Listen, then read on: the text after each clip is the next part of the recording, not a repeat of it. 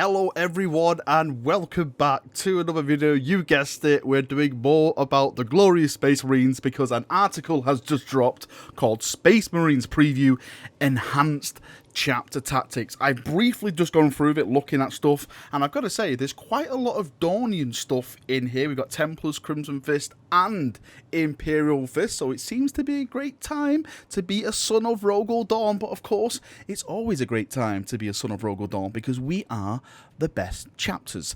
That is why. Right, let's jump in and let's have a look at this article because it's packed full of awesome looking stuff. So it states, as we revealed last weekend, the Space Marines are brought to re-enter the era of Indominus with a renewed vigour, bolt guns blazing, as well as some shiny new miniatures. Of course, the miniatures look incredible. The Adeptus Astartes will freshly augmented by additional rules and abilities thanks to the most awesome edition of Codex Space Marine to date. We'll be taking a closer look at what lies ahead, and this is where it goes into the chapter tactics. So I'm just going to start from the top, and the top one is actually Crimson Fist. I expected it to be Imperial Fist, but it's not. It's Crimson Fist. It actually says in the little blurb of text above this information, it says, that's right, Pedro Cantor's famously stoic chapter now joins their fellow Imperial Fist successors, the Black Templars, as one of 8 featured chapters in the book, complete with their own tactics. So that means 8 successor chapters in the Imperial Fist codex, the mini codex that we're going to be getting. So I'm wondering what they could be. Of course, the one is going to be Crimson Fist.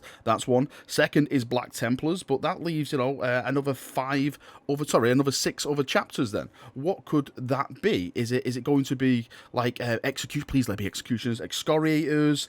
I'm trying to think of other ones, executioners. Maybe the Sons of Dorn. There's just so many to debate. Let's just get back into this and let's look at the Crimson Fist stuff. So the enhanced chapter tactic for the Crimson Fist, it says no matter the odds, of course, because the Crimson Fist stood against overwhelmingly forces of orcs as they shot themselves in the face with their own rockets, but we won't mention that. It says even when faced with seemingly innumerable odds, the Crimson Fist emerged bloodied but victorious with bolters roaring. When resolving an attack made by a model with this tactic against a unit that contains at least 5 or more models than that model's unit, add 1 to the hit rolls, which is great. So what, ballistic skill 2s then and stuff like that? Awesome. For the purposes of this tactic, a vehicle model with this tactic counts as 5 models. In addition, when resolving an attack made with a bolt weapon by a model with this tactic, an unmodified hit rolls of 6 scores 1 additional hit.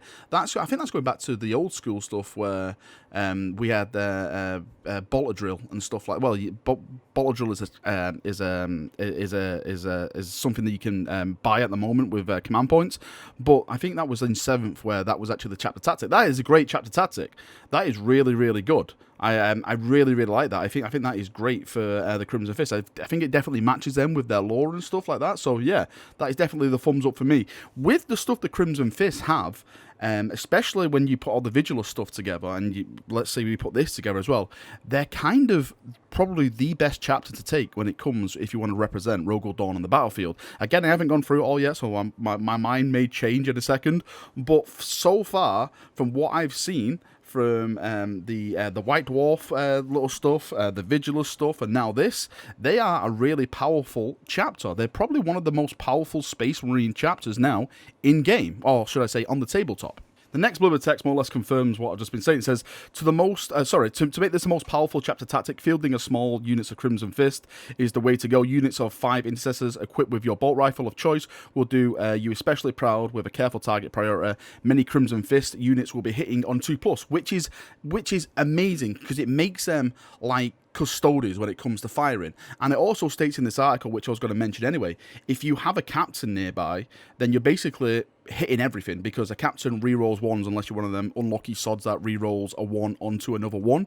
But if you put a captain next to these guys, which you just reroll and everything, then that is fantastic. That is really, really powerful. And to top it off even more, to even go more into this, there's a new Stalker Bolter profile. So the range is 36, type is heavy 1, strength 4, AP -2, and damage is 2. So that is pretty cool. I've just bloody equipped all mine with Autostorm, you know, like the big drum magazines and stuff like that. And of course they bring out a new bloody profile, which is tempting me now to redo and more squads as Stalker Bolters. It says that's a potential 4 wounds from a single shot. Next up, we have the Imperial Fist successors, the Black Templars. So let's move over to the Black Templar boys now. So here we have the Black Templar chapter enhanced tactic, and it's called Black Templars Righteous Zeal. Of course, what else would it be bloody called? These guys are all about the zeal and fury. So it says, hot burns the hatred of the Black Templars for the mutant, the witch, and the heretic, and bright blazes their faith in the immortal emperor of mankind. What, not the god emperor of mankind? What heresy is this?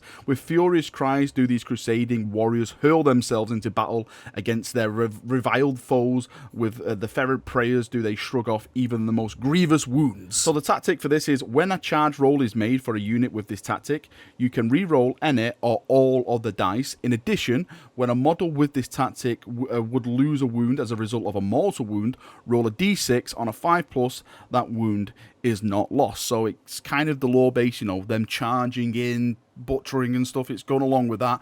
What's something I really, really want from the Black Templars, and I don't know if this is going to be too overpowered or anything like that, but to really make Black Templars great and to make them stand out, I think, on the battlefield once again, is that they have to really start putting the Primaris units in the Black Templars. Black Templars, Crusaders and stuff like that. Where are all these guys? We know they're in the lore. I read them about them in the lore, but we don't see them on the tabletop. There's nothing more I would love to make than a Black Templar Crusading squad, just going in with like power swords and chainsaws and just butchering everything in front of them. I'm kind of like, come on, GW, just give it to me right now. This is something I really, really want to see when the Black Templars start getting the love that they are receiving right now. So it's okay. I like that one. I don't think I like it as much as the Crimson Fist one. I think the Crimson Fist one so far is the best one. Let's just move on to the glorious Imperial Fist, because this is the first founding. These are the big boys. We are the big boys. So ours is Imperial Fist Siege Masters. Yes. What's that, Iron Warrior? Nice fortress? Oh, it was one. Fire everything. So the Imperial Fist drill tirelessly with their armaments, perfecting the art of purging their enemies from behind heavy ramparts and flak-boarded trenches with withering hails of pinpoint bolt fire, because we are legendary. So the rules for this: when resolving an attack made with a ranged weapon by a model with this tactic, the target does not receive the benefit of cover. Yes, that was in the old thing. That's why I love Imperial Fist. Everyone goes into buildings and I'm like, my sweet summer child. To be saving throw, and if the attack was made with a bolt weapon, an unmodified hit roll of 6 scores 1 additional hit.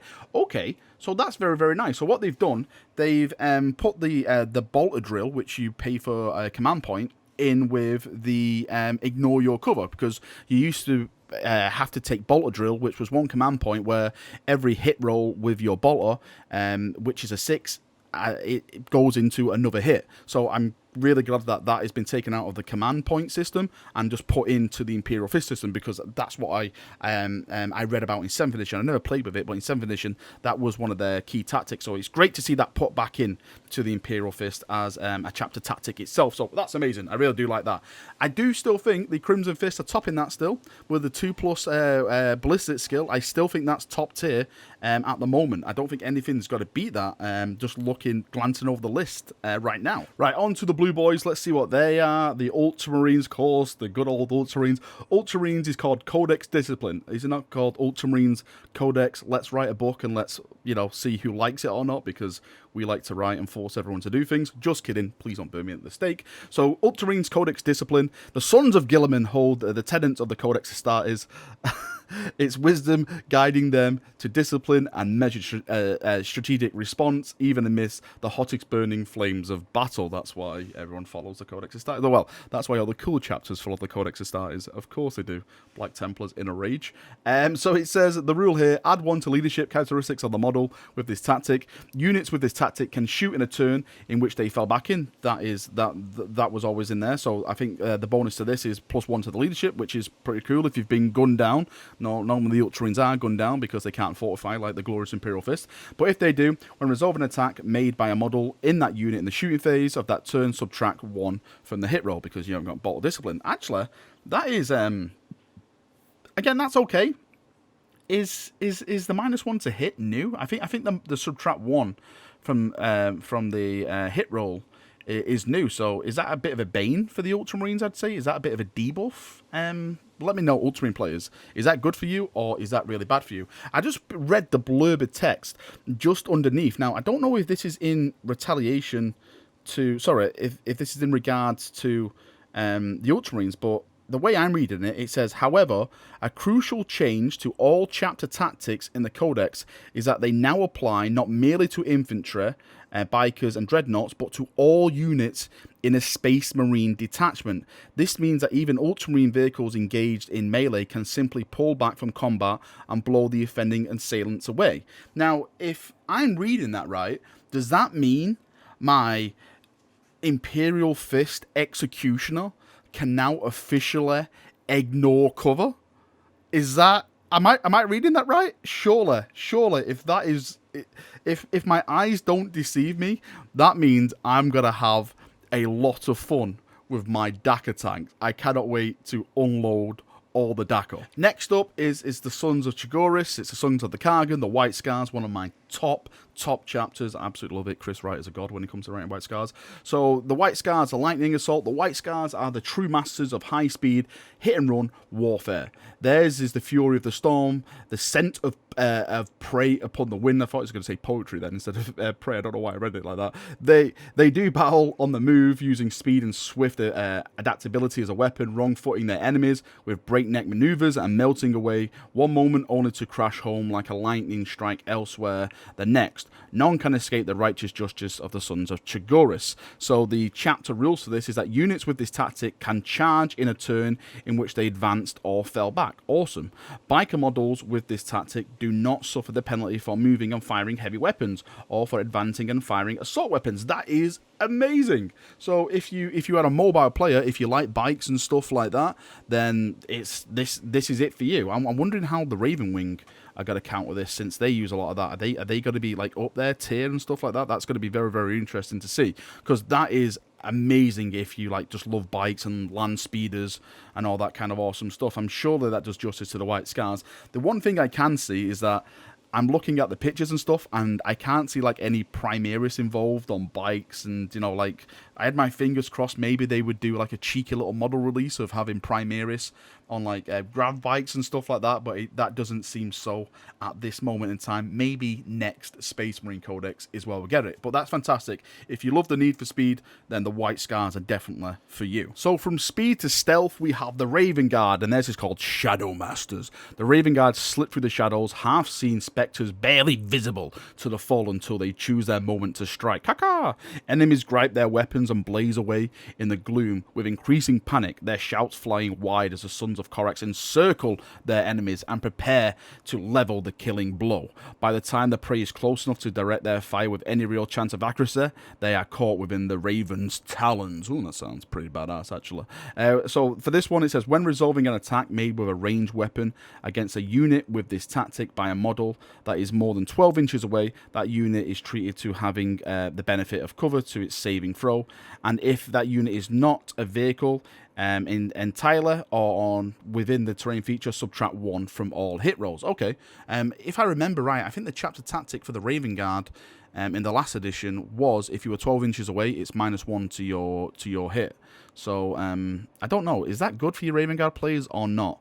It's pretty cool with vehicles and stuff, but what do you think about, you know, the cover to the benefit to cover and stuff like that? Is that more of an improvement, would you say?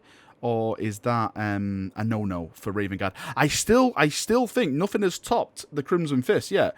Again, nothing that 2+ ballistic skill. Nothing has topped that. Why did Imperial Fist get this? Nothing has topped that. That is definitely the top tier for me at this moment in time. The next is, of course, the Salamanders. This is called Salamanders. Give a man a hug.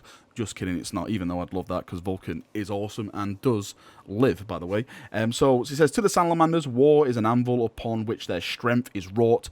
Every battle a test in which to prove themselves and their superior craftsmanship of their weapons. And it says, when a unit with this tactic fires Overwatch or is chosen to shoot or fight with, you can re-roll a single hit roll and you can re-roll a single wound roll. I know this because I had a friend who played with Salamanders against me, and he was re-rolling everything, and I was like, what the Emperor's name is going on, kid? You can re-roll all this stuff. So it says, when resolving an attack made with a weapon that has an armor penetration characteristics of -1 against a unit with this tactic, that weapon is treated as having an armor penetration characteristic of 0. Okay, so that's cool. If you've got the -1, you get to basically ignore the armor penetration. That is nice. Like, I've got -1 AP, and I'm like, no, you haven't. It's 0. Watch this save. So that's pretty cool. So that is that their like strength or their superior armor they've been crafted and stuff that's given that? That's pretty cool. I like that. That is a nice one. Still nothing on the Crimson Fist though. And last we have, of course, the Iron Hands, the Sons of Dorn. Let's not get ahead of ourselves here at the moment. So it says, Iron Hands, the flesh is weak.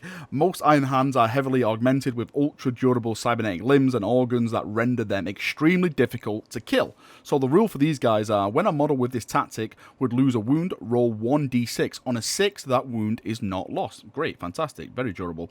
When resolving an Overwatch attack made by a model with this tactic, a hit roll of 5 or 6 scores a hit. In addition, models with this tactic that have a damage table are considered to have double the number of wounds remaining for the purposes of determining what row to use for that damage table. That is amazing. Okay, all right, that's quite kind of top tier. Iron Hands have reached the top tier table for me. So if you take a bunch of vehicles like dreadnoughts and all that kind of stuff, this is probably the army you want to be taking, because the damage tables are doubling. So it's like, you have dropped down a tier. No, I haven't. I am Iron Hands. What do you think about that? That is really, really, really good. I really do rate that. Is it better than the Crimson Fist one? That is a bit of a debate for me personally. But what do you chaps think about all these chapter tactics? Which ones do you like the best? Which ones do you hate the best? Is your chapter tactic what you thought it would be? Where do you draw your allegiance? Who is a glorious Imperial Fist? I want to see some fists in the comment section below, because Dorn is the truest of all the Primarchs. Right, thank you for watching this video. I hope you've enjoyed it. If you want to go and check out the article yourself, link is in the description as always. Let me know your thoughts and feedback about everything, and we can have a nice little healthy chat down there. Thank you for coming, thank you for watching, and I'll see you all very, very soon. See you now, and bye-bye.